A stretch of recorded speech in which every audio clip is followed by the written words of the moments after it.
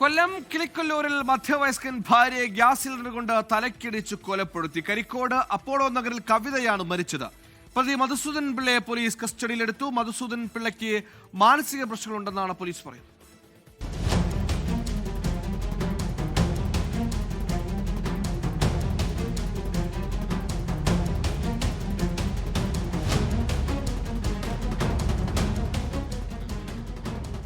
ഇന്നലെ രാത്രി 11 മണിയോടെയായിരുന്നു സംഭവം. രാത്രിയിൽ പുറത്തുപോയ ശേഷം മടങ്ങിയെത്തിയ മധുസൂദനൻ പിള്ളയും ഭാര്യ കവിതയുമായി വാക്കുതർക്കമുണ്ടായി. തുടർന്നായിരുന്നു കാലിയായ ഗ്യാസ് സിലിണ്ടർ ഉപയോഗിച്ച് ആക്രമണം. നല്ലൊരു ചെറുപ്പക്കാരനാണ്, ഒരു ശല്യമില്ല, നാട്ടിനൊക്കെ നല്ല പ്രയോജനം ചെയ്യുന്നൊരു പാർട്ടി പ്രവർത്തനം കൂടിയാണ്. അവിടെ മറ്റു പ്രശ്നങ്ങളൊന്നും ഇല്ലെന്ന് നമ്മളെ പൊതുവെയുള്ള അഭിപ്രായം. ഇവിടുത്തെ കുഴപ്പങ്ങളൊന്നും നമുക്ക് ഇല്ല. അകത്തൊന്നും വല്ല പ്രശ്നമുണ്ടോ ഇല്ലയോ, വെളിയിലൊരു സംഭവ സമയത്ത് വീട്ടിലുണ്ടായിരുന്ന മകളാണ് അയൽക്കാരെ വിവരം അറിയിച്ചത്. അയൽക്കാർ സംഭവം പോലീസിൽ അറിയിച്ചു. എന്നാൽ കുടുംബപരമായ പ്രശ്നങ്ങൾ ഉണ്ടായിരുന്നില്ലെന്ന് നാട്ടുകാർ.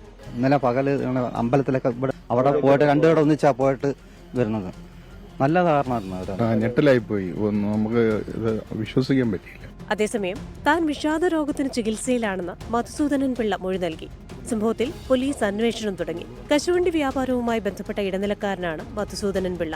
കവിതയുടെ മൃതദേഹം പോസ്റ്റ്മോർട്ടത്തിന് ശേഷം ബന്ധുക്കൾക്ക് വിട്ടു നൽകും. 24 കൊല്ലം. ലോകത്തെവിടെയായാലും ഏത് സമയത്തും 24 വാർത്തകളും ഓഗ്മെന്റഡ് റിയാലിറ്റി പാക്കേജുകളും എക്സ്പ്ലെയിനറുകളും വിശദമായി കാണാൻ ഞങ്ങളുടെ യൂട്യൂബ് ചാനൽ നിങ്ങൾക്ക് സബ്സ്ക്രൈബ് ചെയ്യാം.